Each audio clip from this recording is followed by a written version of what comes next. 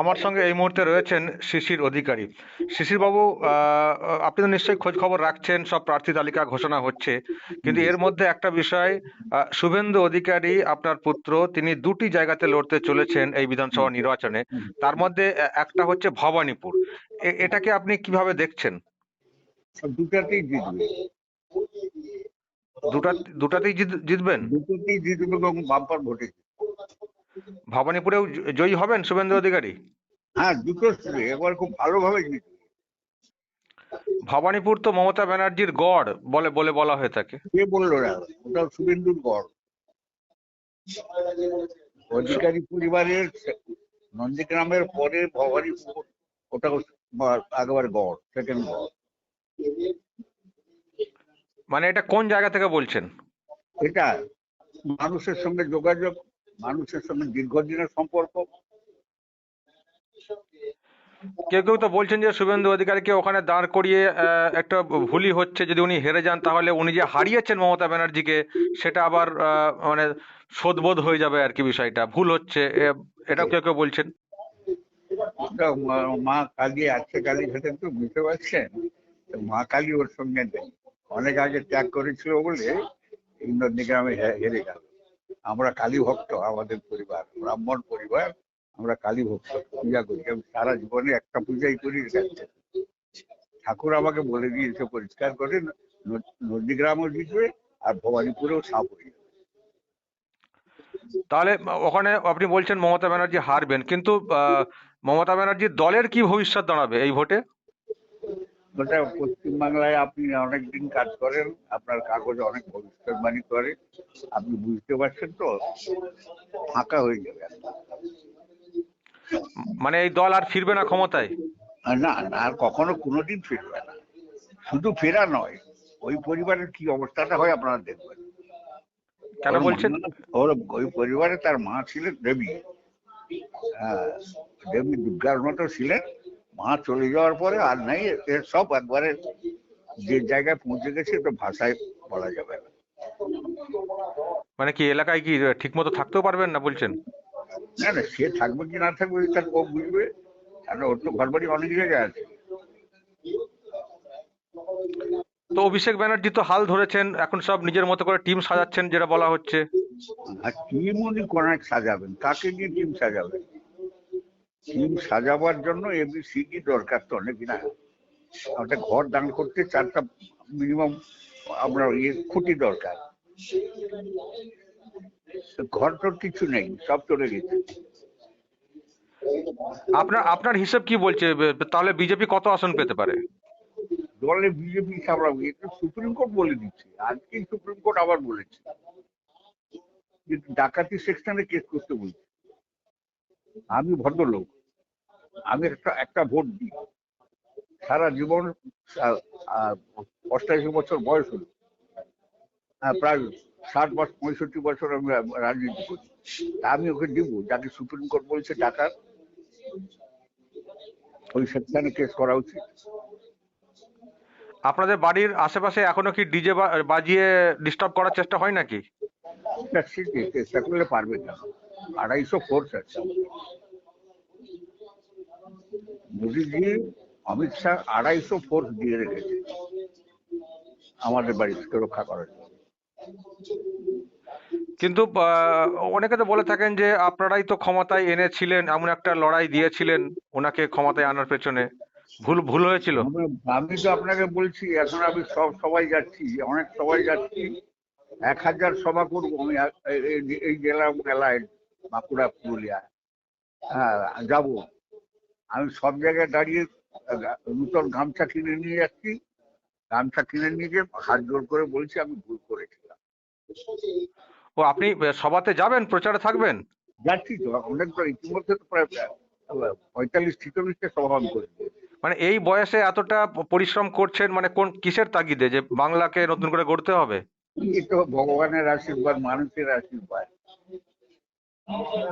মানুষের আশীর্বাদ। ওকে আমি কোলাঘাট থেকে ঘুরে পালিয়ে গেছি। প্রভাস বাবু বেঁচে আছেন কিনা জানি না, এসেছি, বুঝলেন? হ্যাঁ। প্রভাসবাবু বেঁচে থাকলে হয়তো বলতে পারতেন এসএসসি যে নন্দীগ্রাম গোটা লাল হয়ে গেছে, আমি আর যাব না। আমি অতুল ড্রাইভার ছিল আর জল সবর, এই যে জল সবর মেয়র সবর ছিল গাড়িতে, আমি অতুল গাড়ি ঘোরাও, মানে উনি কলকাতার দিকে ফিরে পালিয়ে যাচ্ছে। তার ঠিক 1 সেকেন্ড আগে প্রভাস বাবুকে প্রভাস বাবু ফোন করে এসেছি চালে ফেলে দিয়েছিল যে সব লাল ফ্ল্যাগ দিয়ে দিয়েছে, যখন সব লাল ফ্ল্যাগ আমি যাবো না, আমরা গাড়ি ঘোরাও, যেখানে তুমি লাল ফ্ল্যাগ দেখবে সেখান থেকে গাড়ি নিয়ে ঘুরে কলকাতা চলে যাবে। আর তুমি যে চালা যাবে না, আমি তোমার ঘুরিয়ে দেবো। ওই যে সূর্যোদয় মনে আছে তো আপনাদের? হ্যাঁ। হ্যাঁ, সেই দিনের অবস্থা। তো আপনি আপনি এখন কোথায় আছেন, বাড়িতে না অন্য কোথাও? না না, আমি তো এখানে 7টা থেকে 10টা পর্যন্ত থাকি আমার অফিসে। আপনি এখানে আপনি অফিসে বসে আছেন এখন? এখানে বসে আছি রেগুলার। রাত প্রায় 10টা বাজতে চলেছে। আমি 2টা পর্যন্ত ঘরে থাকি, তারপর চলে যাই মফস্বলে, আবার ঠিক 8টা সাড়ে 8টায় ফিরে আসি। 10টা পর্যন্ত থাকি এখানে, লোকজনের সঙ্গে কথা বলি, কাছে অসুবিধা দেখি, চলে যাই আবার। আর আপনার আপনার যে জেলা, এটা কি তাহলে একেবারে ধুয়ে মুছে সাফ হয়ে যাবে? আমি তো বলছি ধুয়ে মুছে সাফ হয়ে যাবে একদম। তো জগন্নাথ মন্দির করলেন যে? হ্যাঁ, জগন্নাথ মন্দির করেছেন যে? জগন্নাথ তো অনেকদিন আগে আমাদের কাছে আছে, অনেকদিন আগে, উনি আসার অনেক আগে। ওদের জগন্নাথ ওখানে পুরীতে ধাক্কা মেরে বের করে দিয়েছিল বাবুরা, বুঝতে পেরেছেন? হ্যাঁ। আচ্ছা, তার প্রতিশোধ উনি এখানে নিলেন এইভাবে, বুঝলেন? আচ্ছা। যে বামুনরা তাড়িয়ে দিয়েছিল তারাই এসে এখানে বক্তৃতা করছে যে বাজে লোক বলে। ওকে, ভালো থাকবেন। আপনি যে এই বয়সেও এখনো এইভাবে লড়ছেন, এটা একটা বড় ব্যাপার। যাই হোক, এই তো আপনাদের বাম্মার আশীর্বাদ, ঠাকুরের আশীর্বাদ। আমি লড়ছি, আরো লড়বো। ওকে ওকে ওকে পরিষ্কার না করা পর্যন্ত লড়বো। ওকে ওকে ওকে ওকে, ভালো থাকবেন, ভালো থাকবেন। Thank you.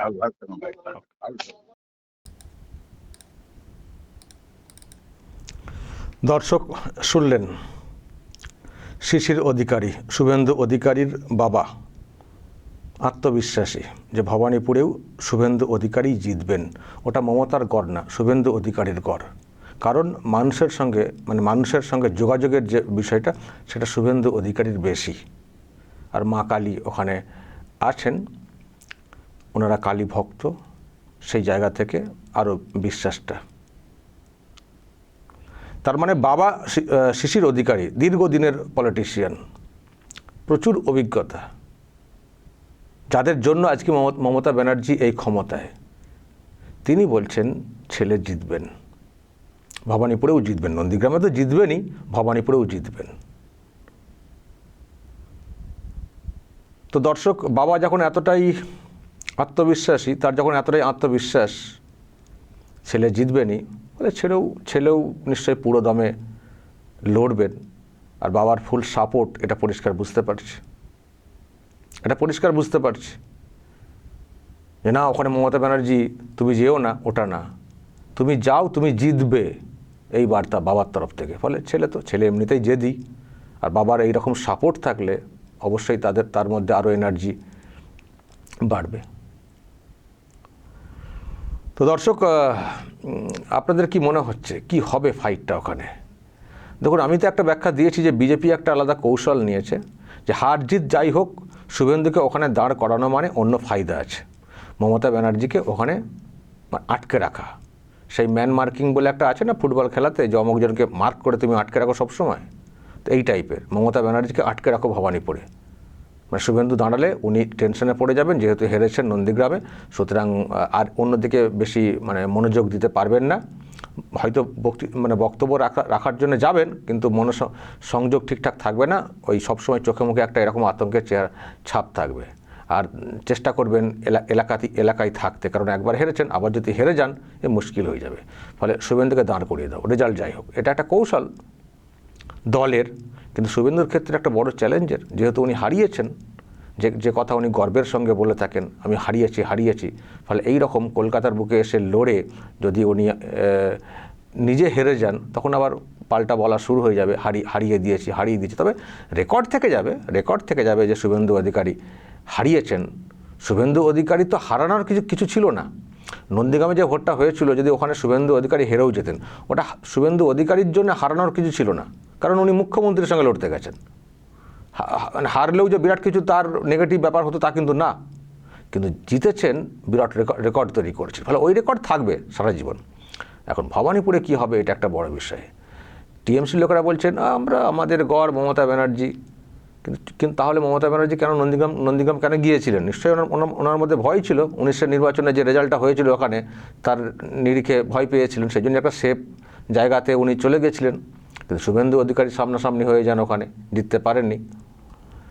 এবার এখানে প্রার্থী ফের হয়েছেন, তখন দেখা যাক। শুভেন্দু তো এমনিতেই ওখানে যোগাযোগ আছে শুভেন্দুর অধিকারীর। যখনই দেখেছি কোনো প্রোগ্রাম হয়, লোকজন ভালোই হয়।